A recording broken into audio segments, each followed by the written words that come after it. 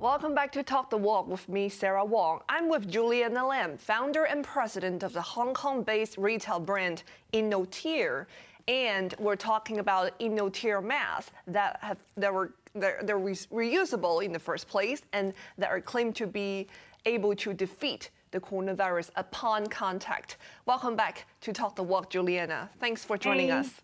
Yes, thanks. Yeah, so we're picking up on our discussion on the mask effectiveness against coronavirus. We know that in the wake of rapid transmission of the Omicron variant in some parts of Hong Kong right now, some medical experts, including Professor Ying Kuo Yong, for example, have told people in high-risk areas to wear two masks, to double mask, in a bid to reduce the risk of being infected with the coronavirus.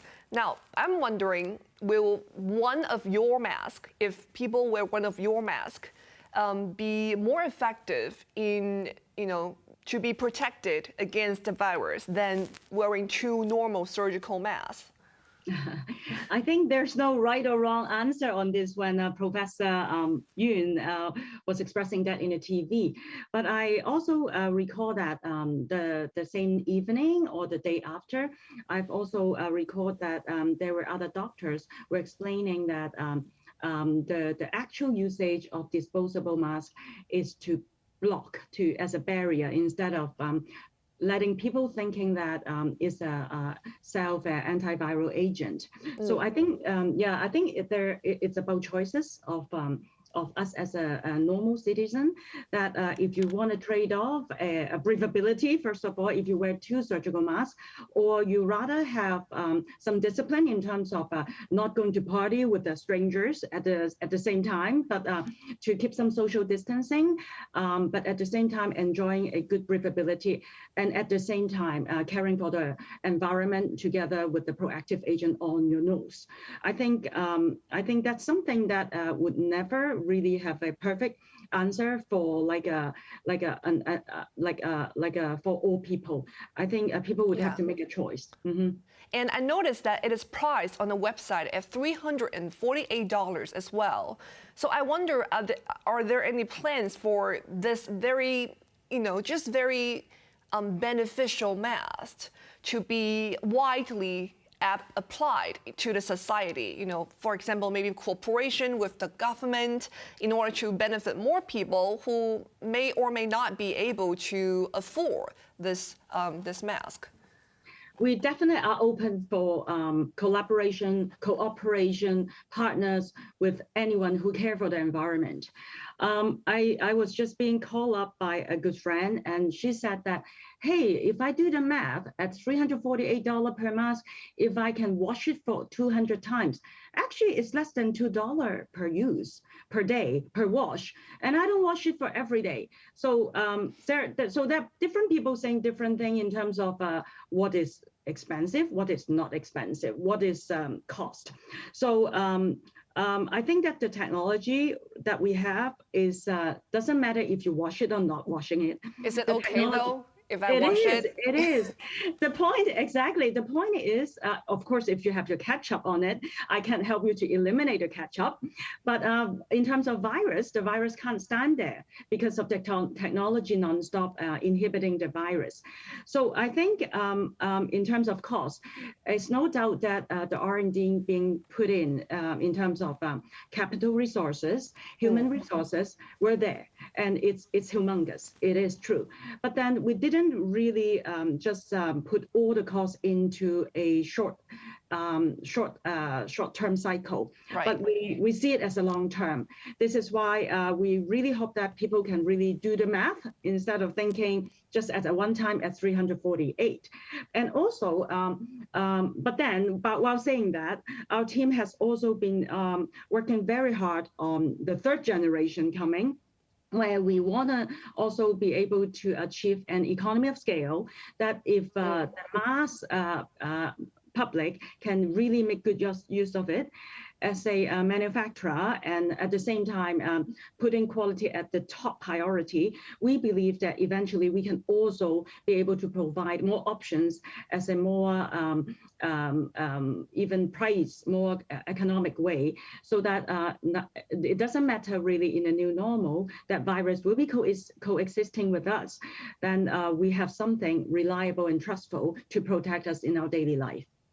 All right, wow, that sounds really good. And now let's talk more about the environmental impact of the mask, because we know that the disposable face mask created kind of an environmental headache in the past 2 years, which partly drove the growth of domestic waste in Hong Kong last year by 4.4%. Now tell us how this mask that your company developed can alleviate that headache. People are using an increasing amount of disposable masks since 2 years ago, and it causes a massive amount of waste in the world, as you said, 4.4%. Not only these are polluting the planet, but this is also a burden. People said next generation, but to me, it's the current generation started already. So if you do the math, and we have a CMA, one of the third-party lab house in Hong Kong, to do the math for us, that if just 100 people, if 100 people could change from using just one disposable mask per day, just one, versus our reusable mask, after 200 washes or 200 days, we can eliminate CO2 emission that equals to 10 standard basketball fields. So we are pushing a lot of landfill pressure by using the disposable masks. So we really sincerely hope that people can, just look at the math and look at our planet and do a small step together. Enough talk about the product. I want to talk about you now, Juliana. Okay. I know that last year you were selected as one of the 10 most inspiring women leaders by Industry Era Women Leaders magazine. What is it like to be a pioneer in the industry, and what do you think is the key to stand out as a female entrepreneur? Well, I think gender equality is still existing in the world, but I must say that Hong Kong, it's being a Hong Kong girl, I'm very lucky that we are not the worst place where we still get some opportunity, but undoubtedly we have to work extremely hard. We have to work 2 times, 3 times harder. Not to even mention that I'm from the manufacturing industry. Right. So it's a man-dominant industry. Yes. So, well, we can sit down and cry out and saying that we have to take care of family, my son, and career at the same time. But at the same time, we can also be thinking out of the box, that we treasure what we can do in terms of how delicate we can take care of our family, how more caring that as a female feature that we generally, naturally have in all girls, and also by building more bridges among different circles. I believe that as a woman, physically we're inferior in terms of picking up boxes and stuff, but it doesn't limit our broad view of being caring to the world. I believe that women is naturally carrying more consideration and more willing to listen at the same time. I'm not saying men are not, okay, but of course. women in general, yeah. And with our motherhood, I think we can also be not just a parent, but more like a girlfriend, like me and my son. So we talk a lot, and we no doubt have to take care of family and career at the same time. But at the new normal, I also see opportunity that we can grow more, taking up our consideration in terms of other communities. So why not?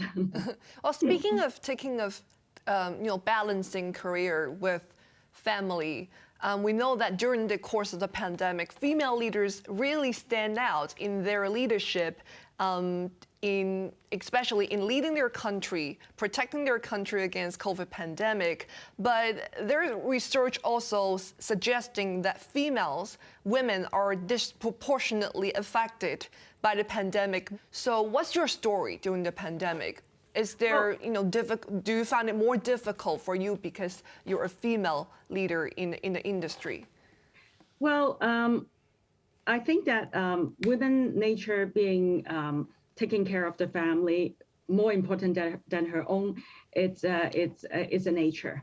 So mentally, we have more loaded of imaginable pressure, first of all. So, but then at the same time, you still have to take care of family. So the loaded of pressure is unspeakable in a way. So definitely, we turn that into, on my case, I turned that into our turbo by speeding up a lot of things. For example, a normal business, you might do testing one after one. And then with the first test result, then you do the second test result to compare with the first and to roll out to the third and the fourth. But for me, in order to roll out our turbo speed, we actually did the testing 5 tests at one time instead of doing one by one. So I think women at that period of pandemic have to draw their experience and their resources in a pretty speedy way to tackle with the situation. So final goal is to have a win-win with everyone.